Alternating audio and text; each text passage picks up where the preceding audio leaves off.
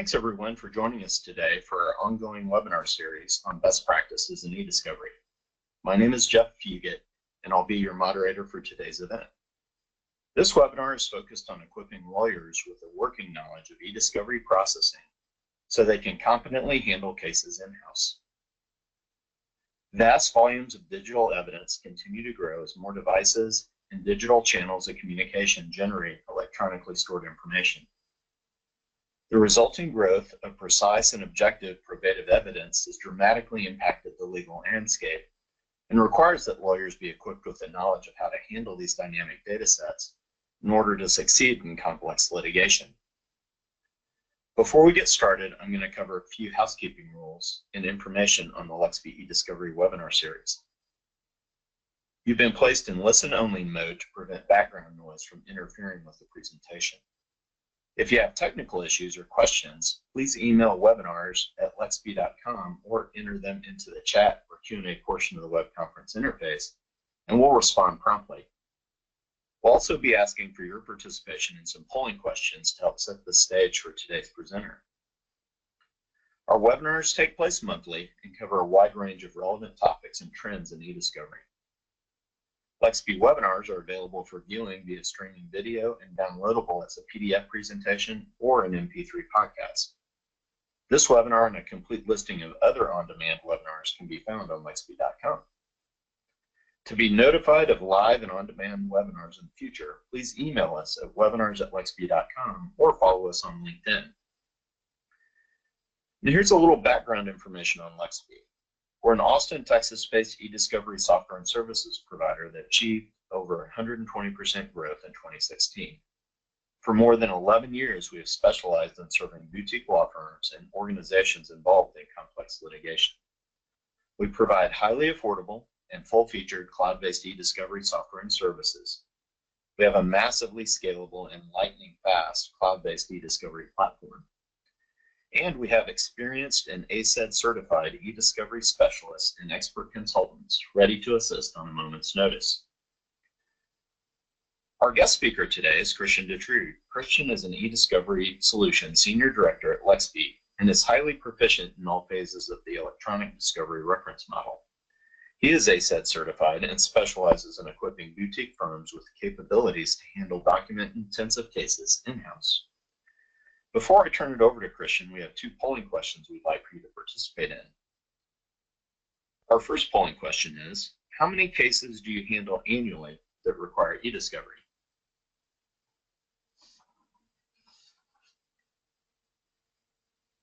We have a few more answers coming in. Okay, I'll go ahead and close that poll. And our next polling question, do you feel you and your staff are equipped to handle eDiscovery in-house? While our attendees are answering that question, I'll take this time to thank you for participating in our polling questions. And I'll go ahead and close that poll now. And without further ado, I'll turn it over to Christian Detrude. Christian. Thank you, Jeff, and thank you everybody in attendance. This is a great topic and one that I really like discussing. In today's day and age, so much information is communicated, stored, and created digitally that cases that typically do involve electronic discovery, the amount of data is growing and growing, and even in cases that usually didn't typically include electronic discovery are now including electronic discovery, and that data amount's growing. And so this general overview of processing is going to be very applicable to a wide range of cases. Every eDiscovery project is typically going to require some sort of eDiscovery processing, so I find this presentation to be applicable to a wide range of projects and case types. To get started, we're going to talk about that growth of the volume of ESI. Then we'll move on to the goals of eDiscovery processing, processing in the overall EDRM workflow, the EDRM being the electronic discovery reference model, scalable processing, processing steps, including an overview and details of specific steps, quality control and security, and then a review.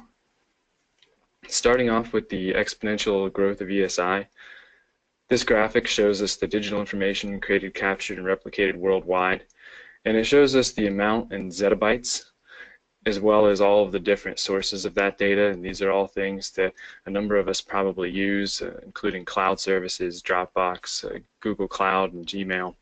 And so those are all things that are really relatable and really growing at a fast pace.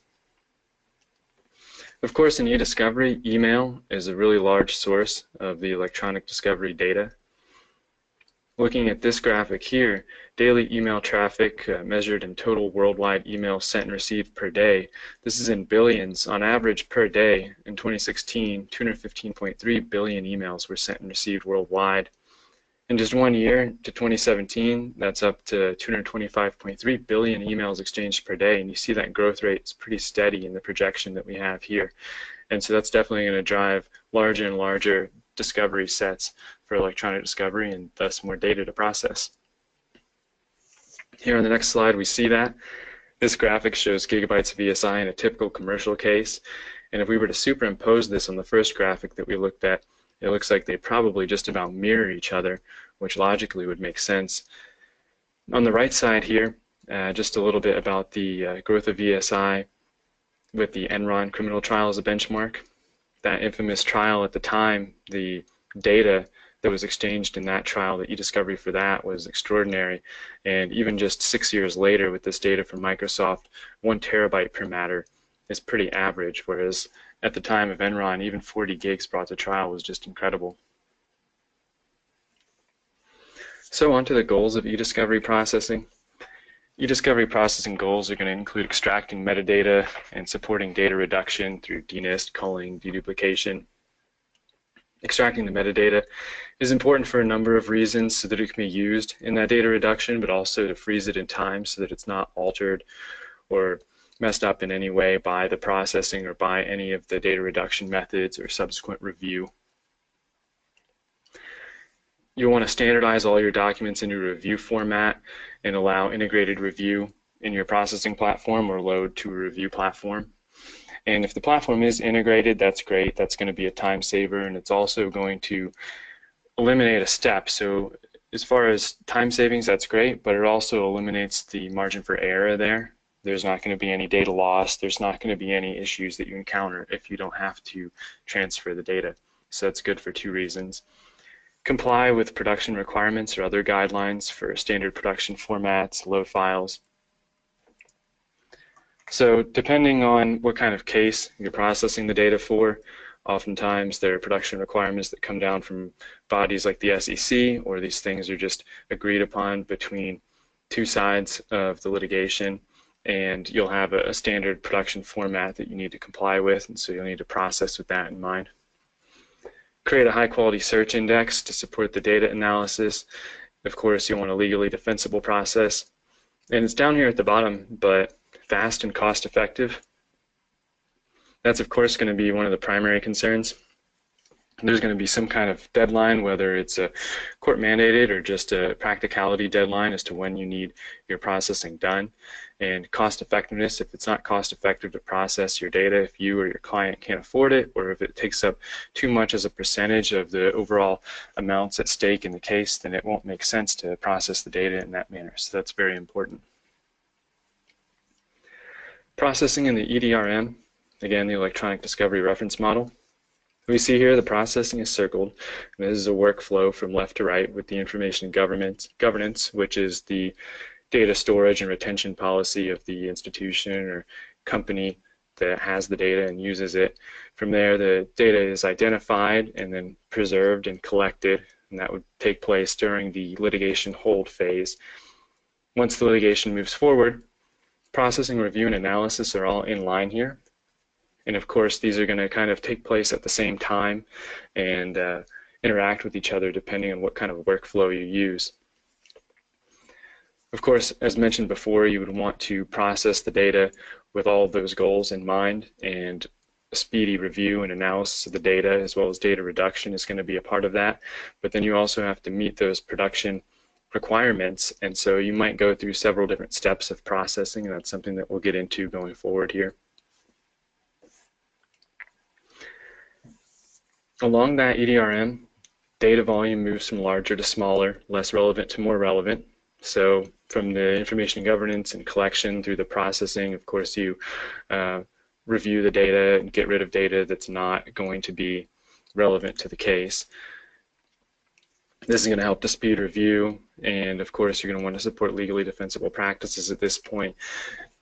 What review format you choose is going to be driven by your review platform capabilities. You may want to review in native, near native, HTML, PDF, or TIFF. Note on that TIFFs tend to be much larger than those other file types, and so they're going to take up a lot more room and can drive costs higher, make things slower because it's a larger data set you're working with.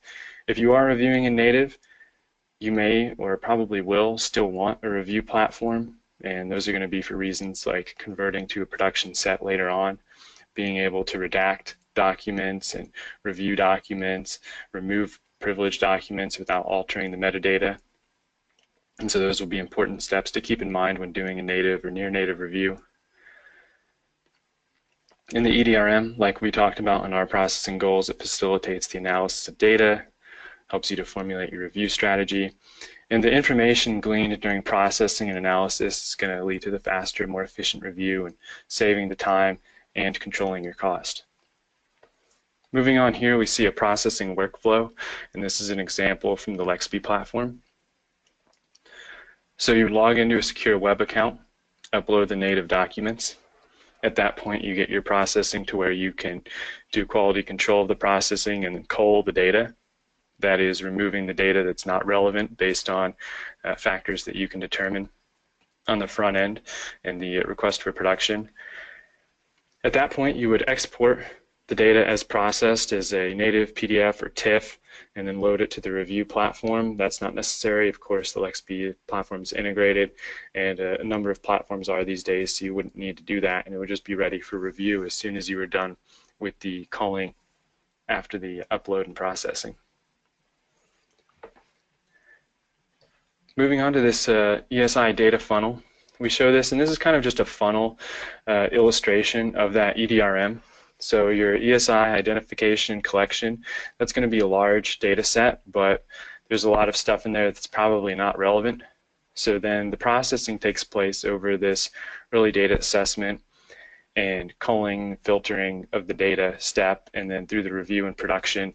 And you're going to be whittling down the data set to just the very relevant stuff, first down to stuff that responds to the RFP so you can get out of production, and then stuff that you're going to use in depots, motion, and trial, and you see that it gets smaller and smaller. And your early efforts in the identification, collecting, and then culling and filtering are going to give you improved quality and reduced costs later on.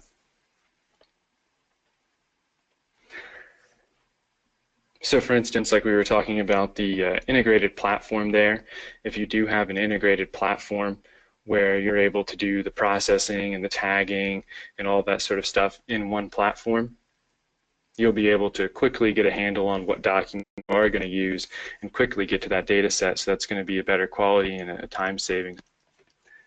Overview of processing requirements.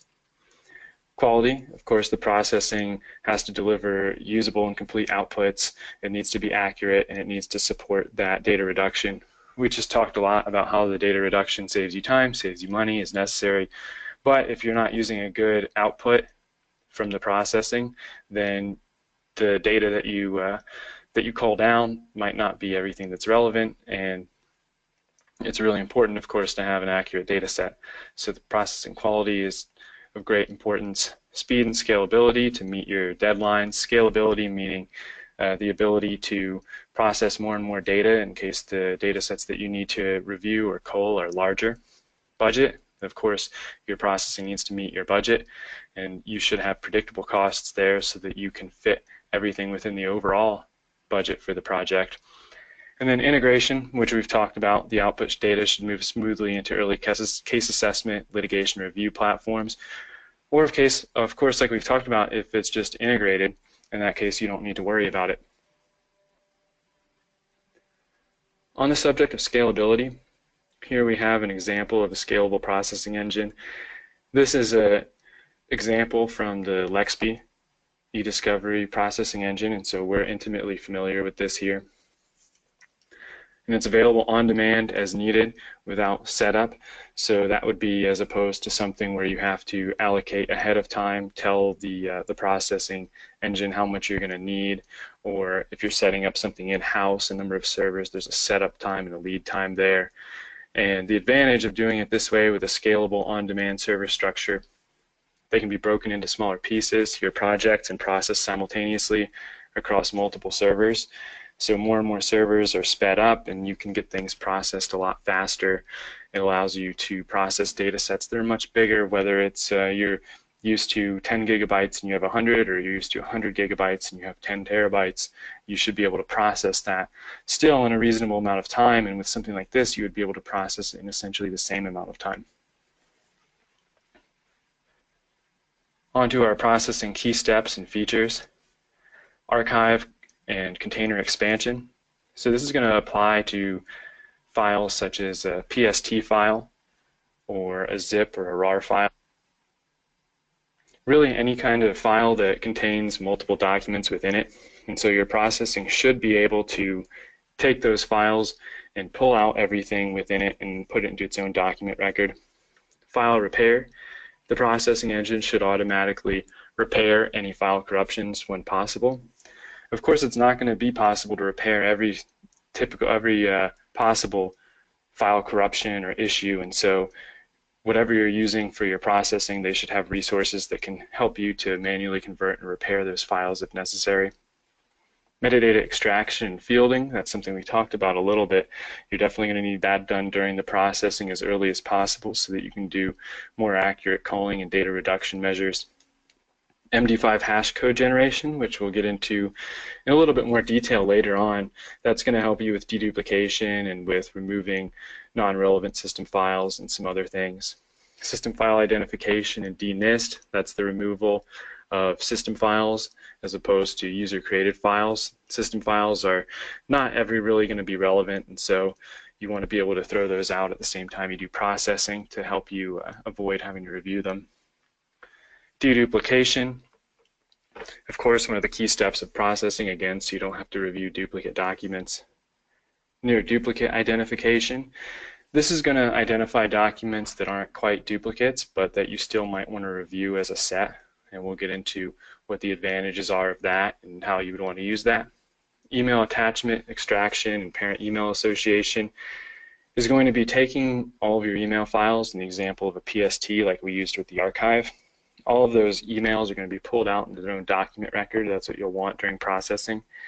And all of the attachments to those emails should be pulled out and put into document records as well. So you've got separate documents, email and attachment, and those need to be associated in some way so that you can tell that they're a family and that they go together, and you'll be able to review them in line and see them at the same time. Custodian assignment should take place during the processing initially. This is going to help you to organize your documents and help you with deduplication, which we'll see later on. Native text extraction.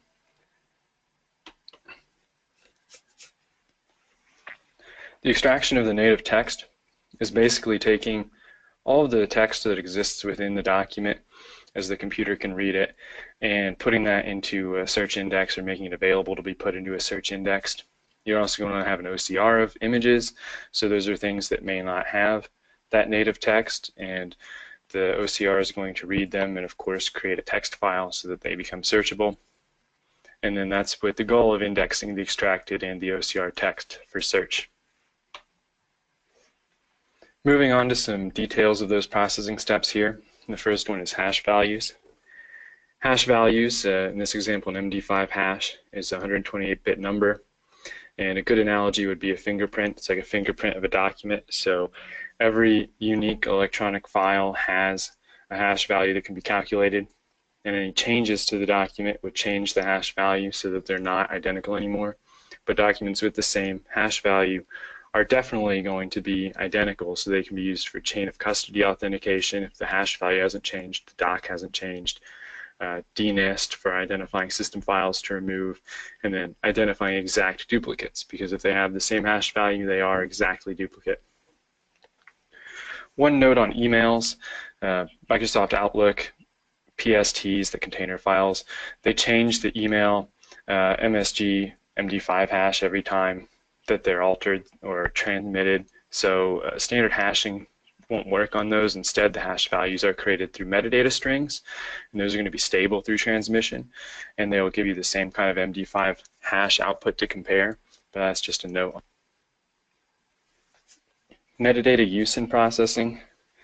You see metadata is kind of information or data about your documents or your files. It's field level information. It's used in review. It's used during those culling procedures to reduce your data set. And then it's going to be delivered with a production as part of a load file in most instances. Some of the key metadata fields are listed here. Metadata fields, for instance, for emails includes the date and time sent, the sender, recipients, and so on. And then date last modified, document sources, document file paths, and custodians. Those are all examples of metadata. Of course, a standard load file is going to have a lot more metadata than we've listed here, and if you go to that URL listed there, you can see a little bit more about which metadata fields are typically included in a load file. For fielding metadata, email metadata, for instance, in this example, like we talked about, sender, receiver, date, time, that sort of thing. It's extracted from the message, and we see here in the properties you can read how that metadata exists in the actual file that makes up the email, how it looks in Outlook. It's up there in the header, and then it gets fielded in your database for your review so that you can call out data that doesn't fall within a certain date range or a certain to or from, and you can also identify your documents during review that way. Now talking about the document indexing. The LXP platform uses a dual index, and that's what we're going to use an example here, and that's really what you want. A dual index is going to give you more to search on. It's going to give you more comprehensive results. The difference here in a dual index versus just searching one index is that you're going to capture more information. For instance, you've got an OCR of a document.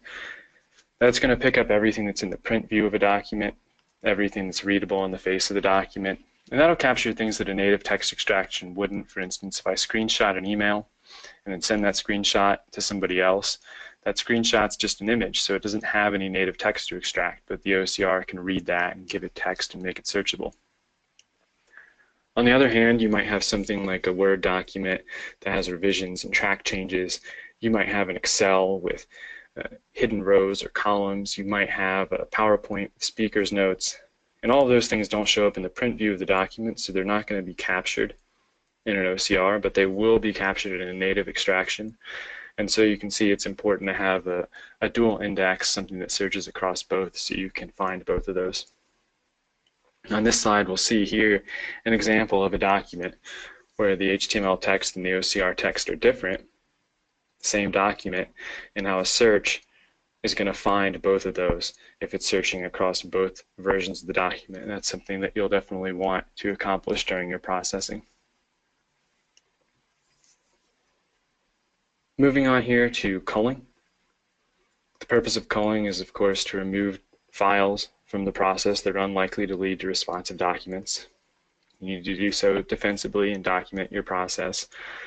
Culling processes include demist and deduplication, which we've talked about, filtering by file type and date, and keyword filtering. Linear versus dynamic culling. The filter, that would be an example of linear culling. So linear culling is static, it doesn't move. For instance, a date. Everything on this side of the date gets culled out. Everything on this side of the date goes in. That's linear, it doesn't move, it's linear culling. Dynamic culling would include things like keywords, where the keywords can be altered, and depending on what keywords you use and how you use them, you're going to get different results. So that would be an example of dynamic culling, and often both are used in combination to get the best culling results. Of course, with any kind of culling, and especially with the keyword culling, the selection of the parameters, testing, and then doing multiple iterations is often necessary to get the best results. And you're going to want your results to be repeatable and then documented so you can explain how you reached them if ever necessary. And during a culling process, the data could be reduced anywhere from anywhere up to 95% from the raw data size, just depending on how much data was collected and what that methodology was and what kind of culling parameters are used.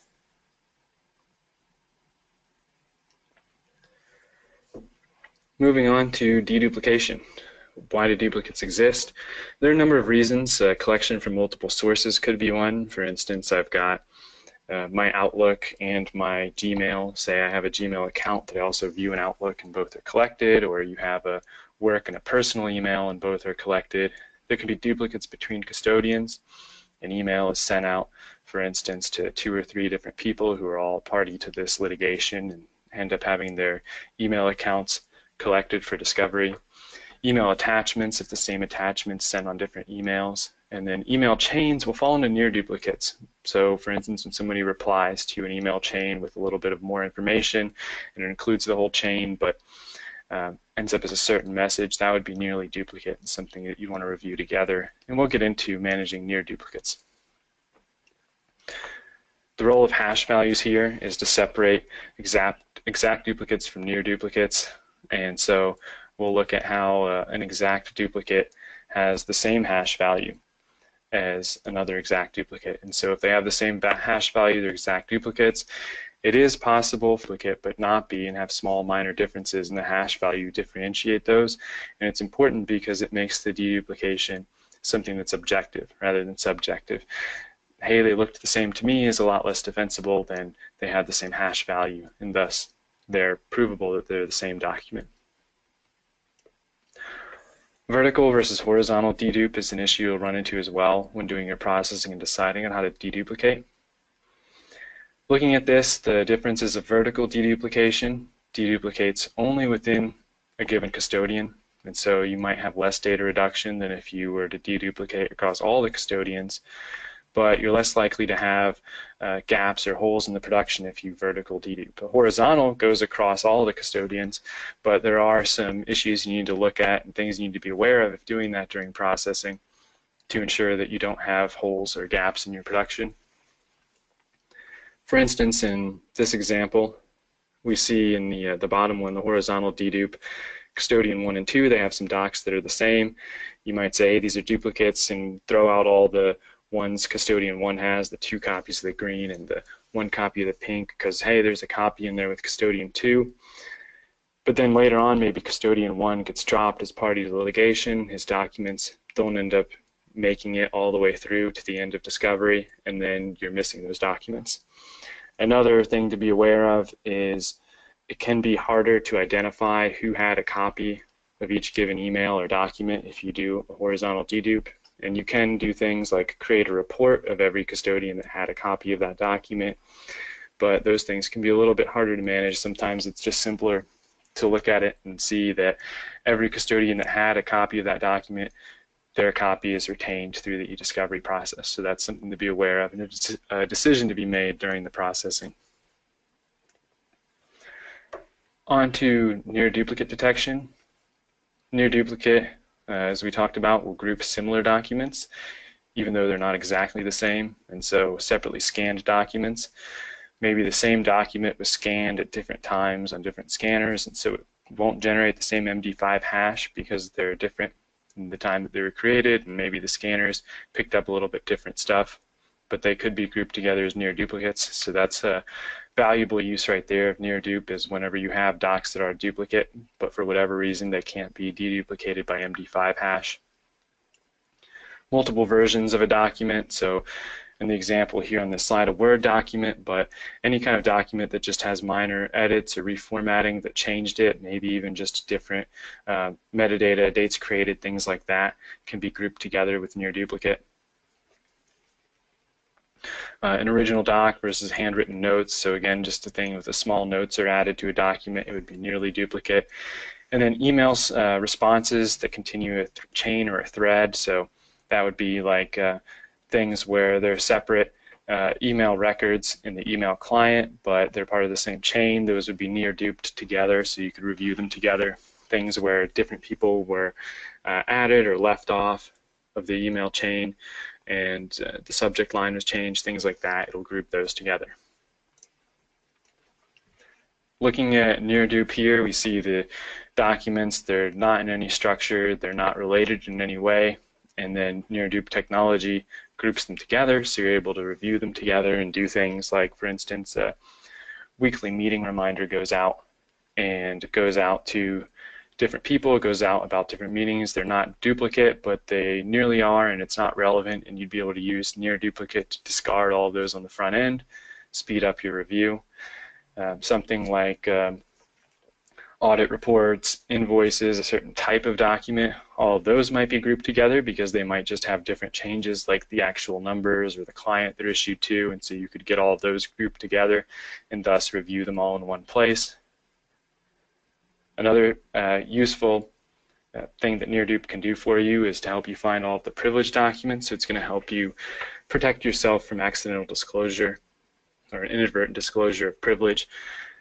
So for instance, you might have something where a client is talking to the attorney via email on their work email, and then the client forwards that communication to their personal email, or they forward it to somebody else and it ends up getting collected twice. It's the same email, but it's not an exact duplicate any longer because of the forward. NearDup would pick that up, and when you found the initial one, say by filtering or searching for communications between the client and the attorney to mark them, you'd mark that as privileged. You'd see the near duplicate would show you that, hey, there's another nearly duplicate document to this, and that would find that for you and protect you from inadvertently disclosing that.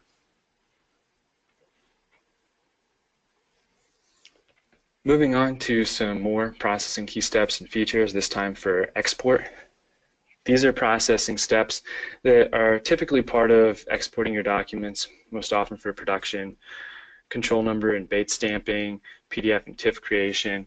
Of course, you probably don't want to stamp your documents until they're ready for actual use in a production, because if you bait stamp them on the front end and then find that things need to be deduped out or privileged, then you don't have any control over where the gaps would fall in your baits range, and you wouldn't want that. So that's a processing step that would often wait until after review and culling.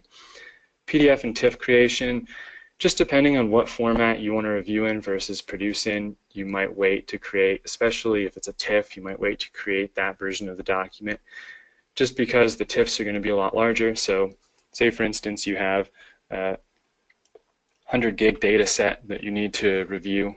You might convert that to PDF for your review, and then you find out that only 10 gigs of it needs to be a production, so then you only have to convert that 10 gigs to a TIFF, which is going to save you a lot of space over converting the initial 100 gigs to TIFF, because TIFFs take up a lot more space than PDFs, and that could up your cost, that could slow down your ability to work with the data, such as actually transmitting your production. Placeholder creation, this will take place oftentimes during the final production processing. So this would be for things that are going to be produced natively or that can't be converted to whatever your production format is, PDF or TIFF.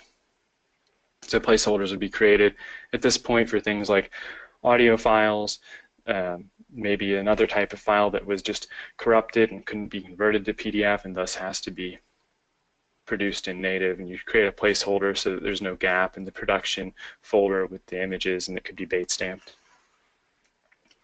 And of course, you would then generate your load files, and the LXP platform again here is the example. And these are the different load files that come out here. The DAT file, DII, and OPT are really standard and cover the majority of production requests. There's also an Excel file, TSV, and text file created as well at this point, and this is going to allow your production to be imported into a variety of different review platforms and used in different ways, and allow that metadata to be restored and you to meet the different requirements out there for production requests. Moving on to security. When you process your data, wherever it's processed, you want it to be secure, of course. For data encryption, you're going to want 256-bit or above in place and in transit. And so what that means is that where the processing actually takes place on those servers, it should of course be encrypted, but when you're getting the data there, when you're uploading it, that should be secure and encrypted as well.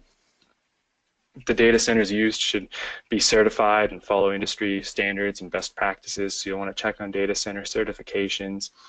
Clear ownership rights, and that would be a service agreement thing, and that would say that whoever's processing your data on your behalf doesn't own the data, you do, and that they're acting as an agent of you, or some similar language. So that's another thing to be aware of. And then of course redundancy and backups, that's going to be important for recovery of your data if there's any kind of failure or issue or natural disaster and the data gets wiped out during the processing, you of course want to be using somebody that has redundancy and backups in place so they can recover that data for you and there's no data loss. Moving on to our summary here, processing is of course an essential element of eDiscovery, and it's the foundation of high quality reviews. Like we talked about, the quality of your processing is really going to determine the quality of your review and how fast and how cost efficiently you can do that review. Your processing procedures need to be legally defensible, and of course you want to be able to document them, especially if you do any culling or anything that removes data from the set that was collected versus what actually makes it to the production. Scalable processing solutions are crucial for meeting your deadlines and controlling your costs. So in that example we gave, if you're typically used to a case of one size and you get in something that's way larger, you should be able to scale up your processing, whatever you're using, and actually meet that demand so that it doesn't put an undue cost burden on you and it doesn't make you miss a deadline.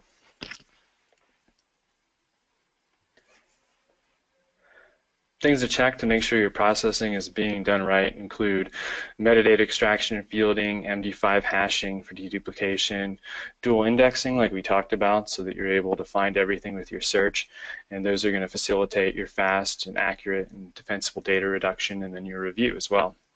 And processing done right saves time and money in the overall eDiscovery process, and as we've mentioned, it facilitates your data reduction and review. And with that, I'll turn things back over to Jeff, and thank you everybody again for attending. Thanks, Christian. That was a highly informative presentation and provided a great overview of eDiscovery processing steps, strategies, and tactics. Before we wrap things up, we've got one more polling question that we'd like for you to participate in. And that question is, would you like a demonstration of the LexB eDiscovery platform?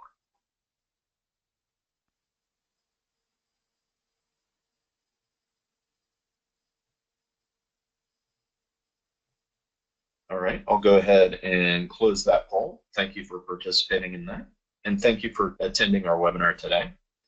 We'll be making the following available to webinar attendees: a recorded streaming version, an MP3 podcast, and a PDF. Please let us know if you have any questions or comments about this webinar or suggestions for future topics. This webinar is part of the LexB eDiscovery webinar series. And for notices of future live and on-demand webinars as part of the series, please email us at webinars@lexb.com or follow us on LinkedIn. And watch your inboxes for an invitation to our next webinar on eDiscovery best practices. Thanks again and have a great day.